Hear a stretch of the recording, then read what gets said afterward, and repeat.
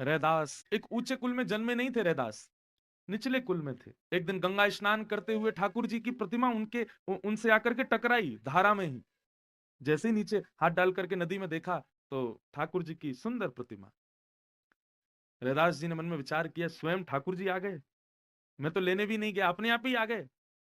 अपने घर ले आए, उनकी सेवा करने लगे। मैं अपनी कथाओं में सुनाया करता हूं, रैदास जी की सेवा कैसी थी। विप्र कुल में नहीं थे, वो क्षत्रिय कुल में नहीं थे, वैश्य कुल में भी नहीं थे, लेकिन उनकी सेवा ऐसी थी। किसी रैदास जी ने अपनी कुटिया में ही अलग अलग कागजों पर धामों के नाम लिखे थे, तीर्थों के नाम लिखे थे। क्यों? क्योंकि रैदास पर जब ठाकुर जी नहीं थे तब वो तीर्थों में भ्रमण करते रहते थे, लेकिन अब ठाकुर जी आ गए तो तीर्थ नहीं जा पाते थे।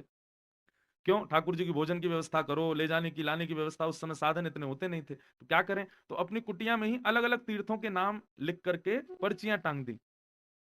और ठाकुर जी का श्रृंगार करते और कहते, ठाकुर जी बताओ आज कहाँ घुमाने ले चलूं आपको। अच्छा, अयोध्या जाना है, चलो। ठाकुर जी की चौकी उठाते और जहां अयोध्या लिखा था वहीं नीचे धर देते। आ गए अयोध्या, ओहो, नेत्र बंद कर लेते, देखो कितनी सुंदर सरयू जी बह रही हैं, संत जन राम राम कह रहे हैं, देखो भक्त जन कैसे रघुनाथ जी के दर्शन के लिए सब जा रहे हैं। लालू जी हम और आप भी देखो, चलो राघव के दर्शन करेंगे। अयोध्या घुमाए, दूसरे दिन श्रृंगार किया।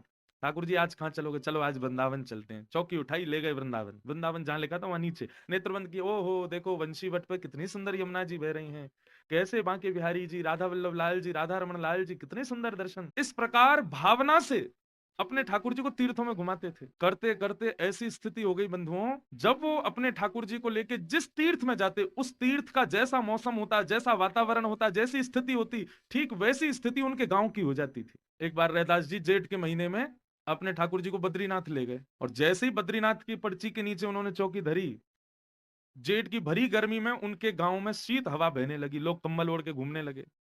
बोले भैया इतनी सर्दी क्यों हो रही है?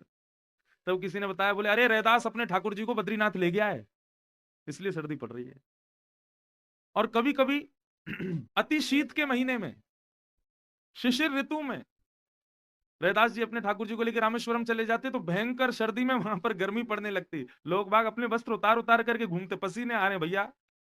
कहा भैया? बोले आज आज रैदास अपने ठाकुर जी को लेकर रामेश्वरम गया है, जबकि वो कहीं जाते नहीं थे, केवल अपने ठाकुर जी की भावना से कुटिया में ही उस तीर्थ को प्रकट करते थे। कैसी भक्ति रैदास की।